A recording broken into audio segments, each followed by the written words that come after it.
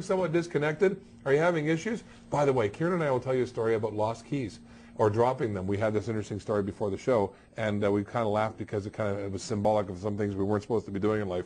Anyways, you want to know more about that? You got to stay with us. Right back with more First Take Live.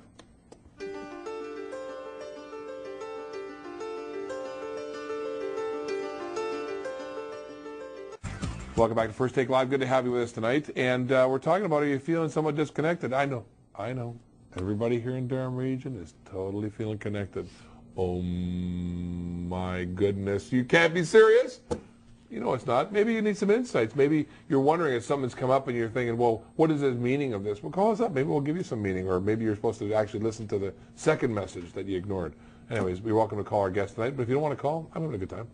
All right. So, Kiernan, we went to break, so finally you said, okay, I'm going to, you analyze what was going on, you asked some questions, in your book here called The Phoenix Star, The Adventure of the Spirit. Now comes the time you say you're asking questions. At what point in time did you say, I'm going to write a book? Why did this happen in my life? Why did I have this experience? What do I need to share from it? And I just started journaling, right? It just started from journaling, just journaling my thoughts every day, and connecting with that passion that I had many years ago of writing, but I had sort of lost my way. Mm-hmm. And I decided, you know what, I'm going to take a writing course. So I did. I signed up at Ryerson University, took a writing course. The very first day I had started the book, and boom, it just kind of went from there. Was the writing course helpful? Yes, it was, and it was on writing romance novels. Is that what you signed up? Because at the time I didn't know what genre it was going to fit in, because I hadn't learned to develop the outline of the whole thing, to sort of go through and, okay, what are all the things that I want to take place? Yeah. And, I knew there was going to be some romantic things that were going to happen in the book. I wanted that in there because I wanted people to be able to relate to, what goes on in right. all areas of our life. Right. So I didn't know, but, it didn't take me too long to realize that the romance genre just wasn't going to be where I was going. But they didn't actually have a writing class for spirituality. No. Whether they do now or not, I don't know, but they know. If they can converse it, they'll make it. Yeah. Anybody. Yeah. All right. So the book came out. Maybe I should think about that. Hello. Hey. Well, perhaps. Jeez, I've done it again. I'm always helping people make money. So here's the deal. So now, now you've written the book, and then you sent it out.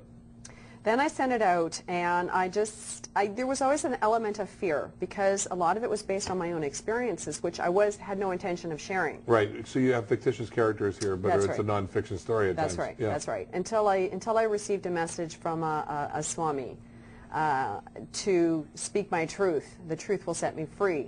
And the words resonated very strongly with me, and I realized that my healing was not complete. Right. I hadn't come full circle yet. So when I started speaking my truth and being open and honest and being transparent about what the story is, how it sort of crosses the lines between my life and this fictitious, right. actually prophetic story, that is really what created so much change and so much healing in my life. Then I actually really began to live the principles that you were talking about here. Yeah, because I had researched them, I came across them, because the story is about the Emerald Tablet, which is alchemy, the study of alchemy, and like sum of all knowledge, and our spirituality and enlightenment and all of that. So when I was studying that and researching that, I brought the elements into the story, and I was experiencing them and had experienced them. But since I started speaking my truth, it is just like, come around tenfold. I just What was the first one? Do you have boom, one boom, that finally boom. whapped you over the head and you went, oh my gosh? Can you remember that? I mean, it may be, because you've had so many along the way. As you started to, because it's funny, you researched the thing you needed to have the information about. Right. And it's really been kind of the cornerstone to you changing. We want to talk about Emerald Heart, which has to do with the Emerald Tablet. Yeah. But what does that mean? Like, you researched all this stuff and you said all of a sudden the thing showed up? What was showing up? Was it a shift? Was it a whack? Was it people? Was it, some guy in a broomstick? I mean, what showed up? What showed up for you? What showed up? It came through in the people in my life. The people who were closest to me began to present challenges in my life. So I had reached a place of being happy and comfortable, and, things were going along just great. But then I began to experience some deep emotional challenges. And the people in my life were the teachers. right? The people closest to me brought these experiences to me. And it's you know, so it was just sort of one after the other. It was boom, boom, boom. And it was layers upon layers. So I just kept healing, you know, one layer after another, just going deeper and deeper. So this is for you, but but I mean, there are people that have read this book that I know that have found some healing in it. Absolutely. For them. Sure. That surprised you? Sure. No. No. No. No, how could it? Right. I knew that because my heart and my soul went into the writing of this book. Right.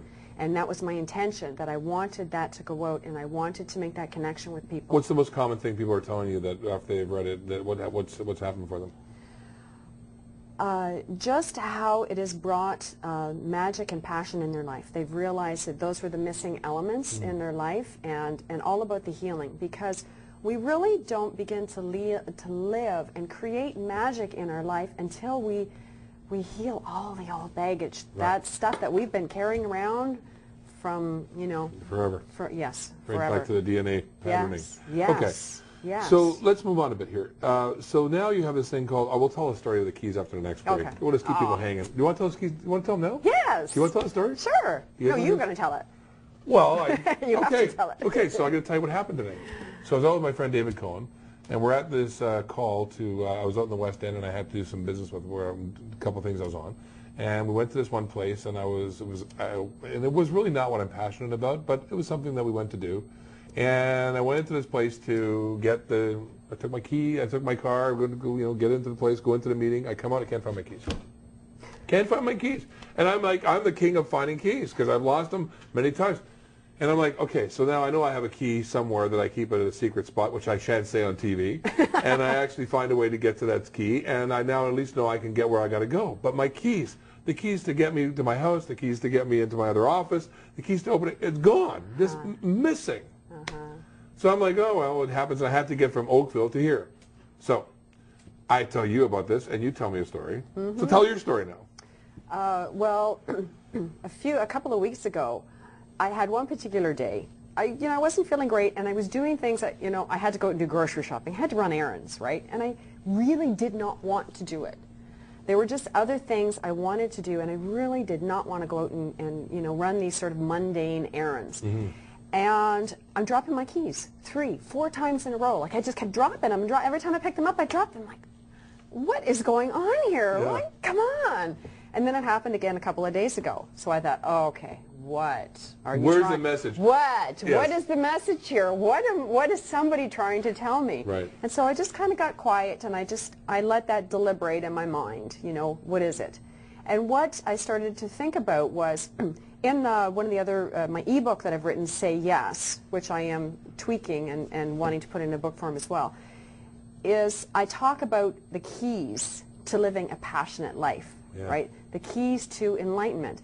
And one of the keys is living your passion. So I talk about this quite a lot in Say Yes. The key is to live your passion.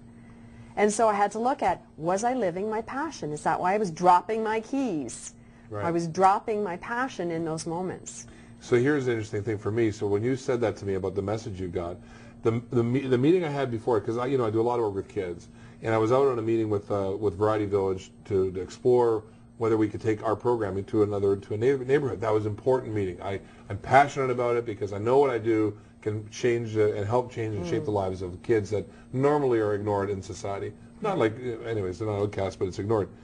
But then the next meeting I had to, which was literally around the corner, I timed it properly, was about selling a widget, about selling something to somebody that they can make money on. Right. And you know what? I mean, that's where I lost my keys. Because my keys are to go and change the way people think about things and open doors and be passionate about it, not selling a doohickey. Right. So when you told me that, I'm like, all right, I get it. Yeah. But now I'm going to say, okay, I'm ready for the keys to come back now. They're $100 to get them cut. So anyways, that's one of the things we talk about it. But I guess really, it's the question to the show tonight: are people feeling disconnected? And what a great metaphor! You had to look at it, and it was obviously a metaphor here saying, Garth, you're disconnecting, and I'm now going to draw your attention to it. And I'm wondering, for the people that are watching the show tonight, I mean, there's things that are showing up. It's not lining up. It's not easy. And why are we sort of blocking this finding our way? If it's not easy, I honestly believe right now it's because, in this time, because we are disconnected. And how do we find it? So maybe we'll come back and talk a little bit about that and about the Emerald Heart when we come back.